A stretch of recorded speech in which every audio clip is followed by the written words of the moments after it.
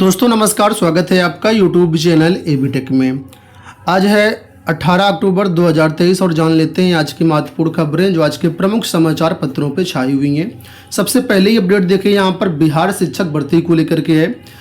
कल उच्च माध्यमिक यानी प्रवक्ता का रिजल्ट जारी कर दिया गया है और इसमें 16 विषयों में करीब 25.48% अभ्यर्थी सफल हुए। लगभग 75% अभ्यर्थी यहाँ पर फेल हो गए हैं। उसी के बारे में जानकारी दी गई है कि बिहार लोक सेवा आयोग ने मंगलवार की शाम उच्च माध्यमिक शिक्षक भर्ती का परिणाम जारी कर दिया है। हिंदी सहित 16 विषयों का परिणाम देर शाम जारी किया गया है। आयोग की वेबसाइट पर इसको देख सकते हैं, इसके साथ governmentjobcenter.com पर भी देख सकते हैं। जैसे रिजल्ट जारी किया उसके बाद वेबसाइट क्रैश होने लगी।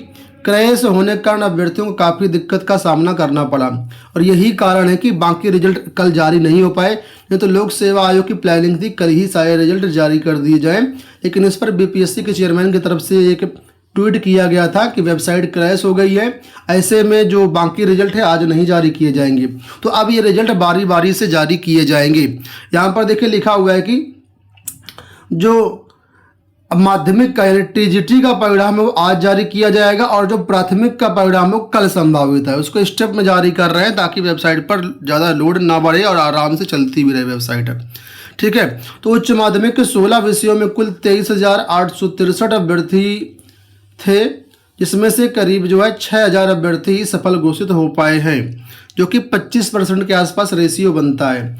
जबकि आयोग ने ज़्यादा से ज़्यादा अभ्यर्थियों को सफल घोषित करने के लिए न्यूनतम कटाव भी शिथिल किया है। जैसा कि आप लोग जानते होंगे बीपीएससी की तरफ से एक नोटिस जारी किया गया था जिसमें बताया गया था कि 75% पद या 75% अभ्यर्थी भरेंगे। जैसा भी यथास्थिति होगी उस हिसाब से कटाव को शिथिल किया गया है। कटाव को जो न्यूनतम कटाव थी उसको भी कम करके रिजल्ट जारी किया गया है। तब ये हाल है कि यहाँ पर 25% अभ्यर्थी क्वालिफाई हो पाए हैं। और आपको बता दें आज से ही जिलों में काउंसलिंग शुरू हो गई है।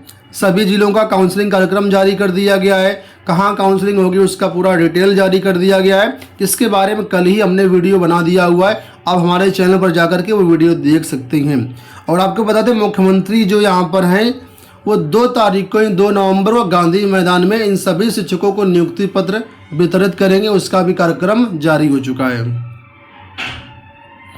अब एक नज़र यहाँ पर आप लोग डाल लीजिए जिसमें बताया गया है विषयवार डाटा। तो हिंदी में 16.9%, उर्दू में 8.2 सीटों पर ही हो पाया अभ्यर्थी सफल। तो यहाँ पर देखिए विषयवार पूरा डाटा दिया गया, विषयवार दिया गया। सबसे कम अगर बात करें तो सबसे कम यहाँ पर मुझे देखने को मिल रहा है फारसी में 1.63%, सबसे कम अभ्यर्थी इसी में पास हुए हैं। और अगर अधिकतम की बात करें तो सबसे ज़्यादा जो परसेंटेज में दिख रहा है वो है यहाँ पर अंग्रेजी में। अंग्रेजी में 65% अभ्यर्थी यहाँ पर पास हुए हैं। तो किस विषय में कितने अभ्यर्थी पास हुए हैं उसका पूरा डेटा यहाँ पर आप लोग देख सकते हैं। चलिए बात कर लेते हैं दूसरी अपडेट के बारे में। यहाँ पर देखिए अपडेट है मानव संपदा में छुट्टियों को लेकर के। इस समय प्राइमरी माध्यमिक हर जगह जो है मानव संपदा के जरिए शिक्षकों को छुट्टी दी जाती है। तो यहाँ पर माध्यमिक की बात हो रही है, एडेड विद्यालयों की बात की जा रही है कि ऑनलाइन छुट्टी में पीछे 10 जिलों के एडेड कॉलेज हैं। उत्तर प्रदेश के एडेड माध्यमिक विद्यालयों में 15 अप्रैल से ही अब अवकाश ऑनलाइन मानव संपदा के जरिए कर दिया गया है। लेकिन अभी भी आधे से ज़्यादा ऐसे स्कूल है जहाँ पर एक भी अवकाश मानव संपदा से नहीं लिया गया है। तो ऐसे में महानिदेशक स्कूल शिक्षा विजय किरण आनंद जी की तरफ से नोटिस जारी की गई और नोटिस में टॉप जो फिसड्डी जिले हैं उसका नाम यहाँ पर मतलब बताया गया है। लिखा टॉप पर जौनपुर, सूची में प्रयागराज, प्रतापगढ़ भी। इतना डेवलप होने के बाद भी प्रयागराज जो इस सूची में शामिल है, फिसड्डी जिलों की सूची में आया हुआ है। तो यहाँ पर देखिए बताया गया कि ऑनलाइन अवकाश लेने के मामले में 10 सर्वाधिक खराब जिलों में सबसे ऊपर जौनपुर का नाम है, यानी सबसे ज़्यादा स्थिति 75वें पोजीशन पर जो स्थिति है वो जौनपुर है। इसी तरह बाकी जिलों के नाम भी यहाँ दिए गए हैं। यूपी बोर्ड ने आंकड़े जारी किए हैं अपने कि 10वीं और 12वीं में घटे 3.76 लाख विद्यार्थी। हाई स्कूल और इंटरमीडिएट की परीक्षा के लिए 55,08,206 अभ्यर्थियों ने कराया पंजीकरण। तो यहाँ पर 2023 की तुलना में जो है 2024 में परीक्षार्थियों की संख्या लगभग 4.25 लाख घट गई है। कक्षावार डेटा यहाँ पर देख सकते हैं। कक्षा 9 में कितने पंजीकरण है, कक्षा 10 में, 11 में कितने पंजीकरण है, हाई स्कूल में कितना पंजीकरण है, इंटरमीडिएट में कितना पंजीकरण है। तो ये पूरा डेटा यहाँ पर दिया गया। पिछले साल के मुकाबले यहाँ पर अभ्यर्थी कम हो गए हैं। देखो यहाँ पर दिया गया कि निजी मेडिकल कॉलेज डकार रहे करोड़ों रुपए का इंटर्नशिप भत्ता। DGME की सर्वे रिपोर्ट, कुछ कॉलेज आधा अधूरा दे रहे हैं, कुछ देते ही नहीं है। तो प्रदेश के निजी मेडिकल कॉलेज महंगी फीस ही नहीं लेते बल्कि करोड़ों रुपए का इंटर्नशिप भत्ता भी डकार जा रही हैं। यह खुलासा हुआ है चिकित्सा शिक्षा विभाग की आंतरिक जांच रिपोर्ट में। अब चिकित्सा शिक्षा विभाग कॉलेजों को भत्ता देने के लिए पाबंद करने की तैयारी में है। प्रदेश के 35 राजकीय व स्वशासी मेडिकल कॉलेजों में MBBS की 3,828 और 31 निजी मेडिकल कॉलेजों में 4,900 सीटें हैं। MBBS पूरा करने के बाद छात्रों को 12 महीने का इंटर्नशिप करना होता है। हर छात्र को प्रतिमाह 12,000 रुपये इंटर्नशिप भत्ता का नियम है। इसके बाद भी प्रदेश में के निजी मेडिकल कॉलेज जो इंटर्नशिप भत्ता नहीं दे रहे हैं। लगातार मिल रही शिकायतों के बाद जो है यहाँ पर सर्वे करवाया गया, जहाँ पर सारी जो चीज़ें निकल के आई। तो आप लोग देख सकते हैं करोड़ों रुपए बनता है इंटर्नशिप का, जिसको निजी मेडिकल कॉलेज खा गए। यहाँ पर देखो अपडेट के रिटायरमेंट से 1 महीने पहले तक देना होगा पेंशन अंशदान। राष्ट्रीय पेंशन प्रणाली की तर्ज पर तैयार होगी नई पेंशन नियमावली। तो केंद्र सरकार की राष्ट्रीय पेंशन प्रणाली की तर्ज पर जल्द प्रदेश में पेंशन नियमावली तैयार की जाएगी। नियमावली बनने तक अंतरिम व्यवस्था के रूप में राज्य कर्मचारियों के लिए पेंशन सिस्टम तैयार किया गया है, जिसे तत्काल प्रभाव से लागू कर दिया गया है। अभी तक रिटायरमेंट से 3 महीने पहले पेंशन अंशदान रोक दिया जाता था, इसे घटाकर के अब 1 महीने कर दिया गया। यानी कि रिटायरमेंट से 1 महीने पहले तक पेंशन का जो पैसा है आपको जमा करना पड़ेगा। उसके बाद आप जब रिटायर हो जाएंगे तो आपको पेंशन मिलेगी। तो फिलहाल ये बदलाव किया गया है।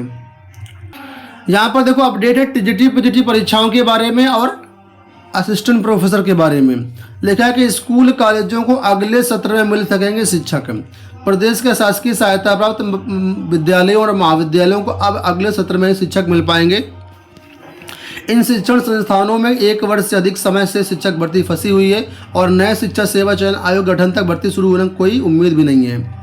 अशासकीय सहायता प्राप्त महाविद्यालयों में असिस्टेंट प्रोफेसर के 1017 पदों पर भर्ती अगस्त 2022 में शुरू की गई थी।